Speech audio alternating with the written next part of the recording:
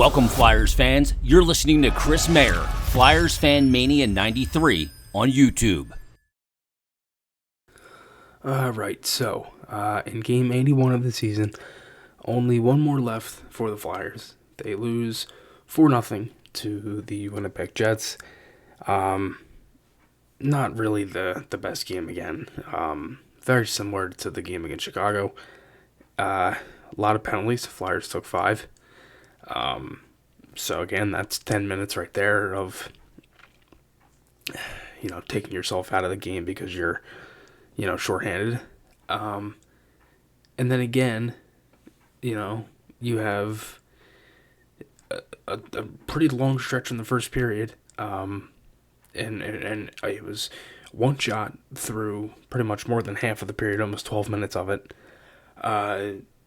Nate Thompson had the Flyers' second shot of the period at 8:16 of the first.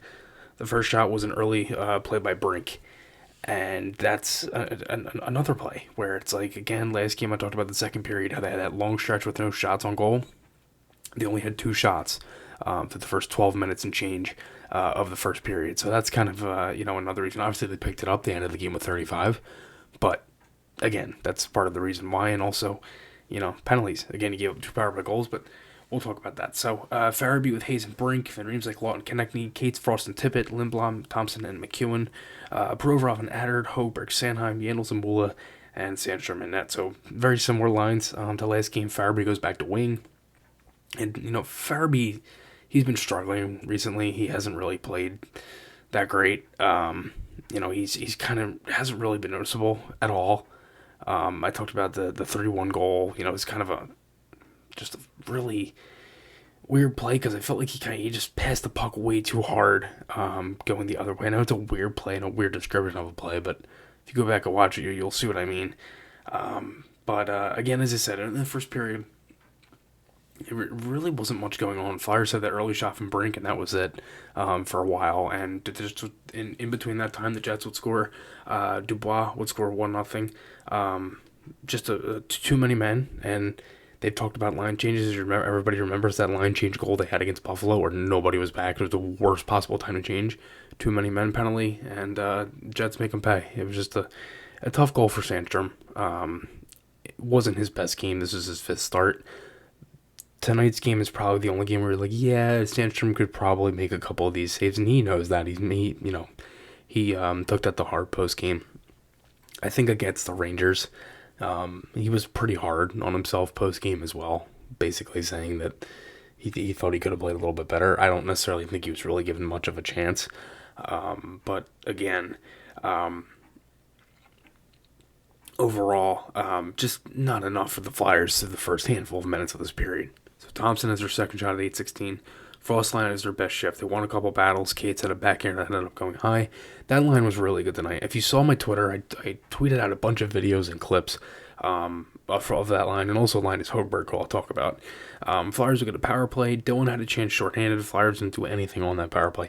It just amazes me how many times I'll continue to mention this, and the fact that they still give up chances while on the power play. And it's funny because every time I say it, I meant to say like it's shorthanded, like the Flyers are getting the chances, but they're actually on the power play. It's just mind-boggling to me how it continues to happen all the time. JVR has a chance between the legs. It was honestly, Keith Jones made it was a really nice comment here because when he said that, he basically said it was like the only play he really could have made. And then when I went back and watched it again, I'm like, that's pretty accurate. Like, that was really the only play JVR could have made at the side of the net, the way he was standing. So again, JVR had that between the legs chance, and then Hoberg had a really nice play to break up partial 2-on-1 in front of the net from Kyle Connor. And that was a sweet play because Hoberg, I noticed, always has that quick defensive stick. I also highlighted a tweet. I put it in a tweet that there was a really nice poke check he had. He just has such a quick stick, and I really enjoyed watching him play. I think he's had some really nice games. I think he's makes that smart play. He doesn't do anything crazy. He's just played really solid hockey. I think he's played the way he's been advertised. And overall, I think he's played some really solid games. Jets get a power play early. Lindblom had a chance, shorthanded, ended up going wide. Frost had a really nice play here. A couple minutes later, Cates, nice breakout pass. Frost cuts in, and instead of passing it to Konechny, Frost stayed through with speed through the neutral zone, through the transition. He was kind of opened up. Like, it looked like he was going to pass it, but then he ended up realizing he had more time, and he kind of got close to the net and just took a quick shot. Again, there's plays like this with this line where they have a lot of speed through the transition, through the neutral zone. And, Tippett has that drag chance also in the third period as well.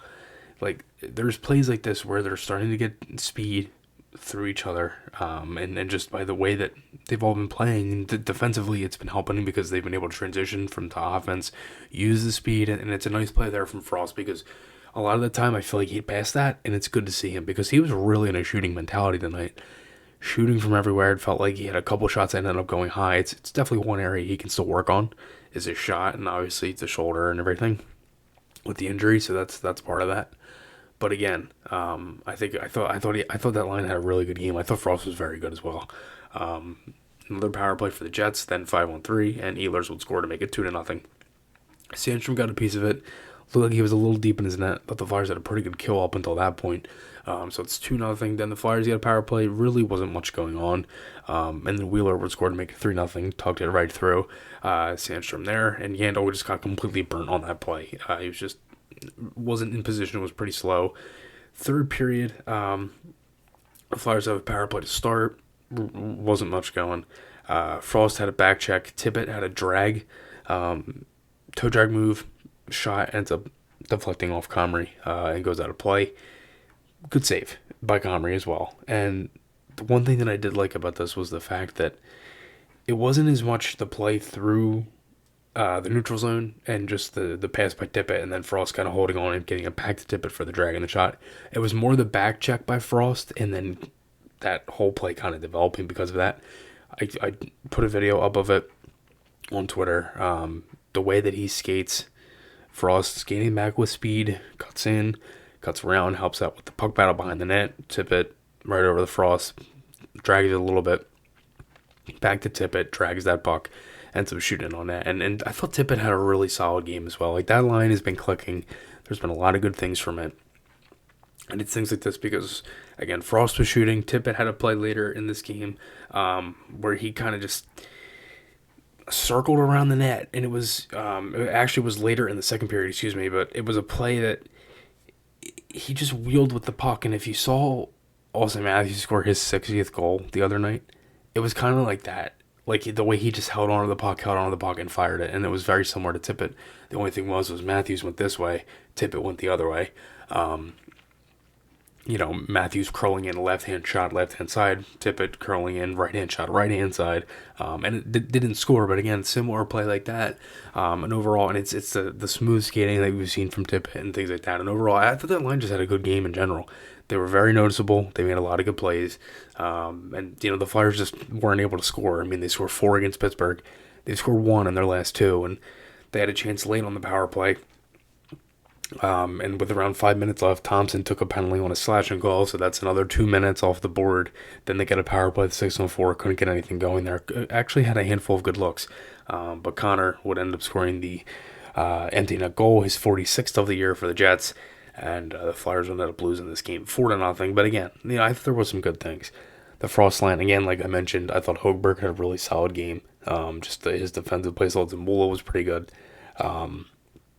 Again, it's just things like that, The power play's probably going to finish last in the league, and, they just haven't been able to click. And, so Flyers end up losing this one 4-0. Only one more to go. One more game. And we'll see what happens Friday. Let me know your guys' thoughts below. Remember to check out SeatGeek and Garrett Good Construction. You can check them out in the description.